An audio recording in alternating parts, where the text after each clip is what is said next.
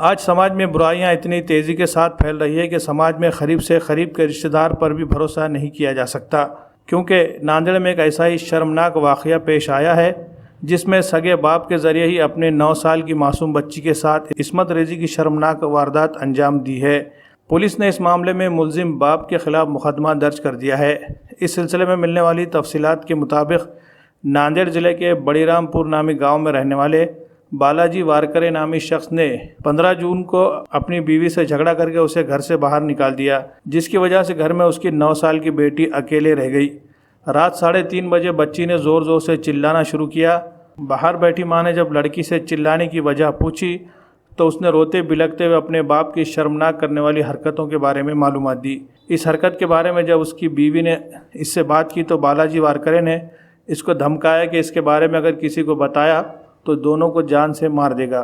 अगले दिन बालाजी वारकरे की बीवी ने नांदेड़ ग्रामीण पुलिस स्टेशन पहुंचकर इस मामले की शिकायत दर्ज की है।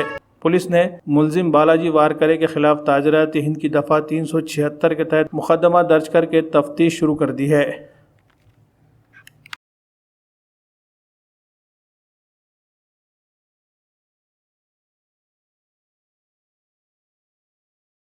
हाँ बोलो बोलो।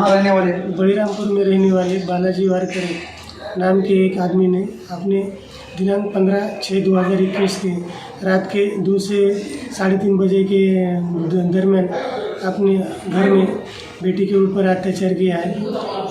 उसकी माँ उस समय बाहर सो रही थी। बेटी ने जब चिल्लाना चालू कर दिया तब उसने माँ ने अंदर आके उसको ये सब पूरा प्रकरण पता चला। तभी उसकी माँ जब पुलिस स्टेशन आई तभी इस घटना में आईपीसी की धारा 376, 374 ये भी और पोक्सो एक्ट के सेक्शन 4, 6, 9 और 10 के तहत मामला दर्ज किया है। तत्काल हमने और हमारी टीम ने आरोपी को अरेस्ट कर दिया है। इस मामले में आगे की कार्रवाई चालू है।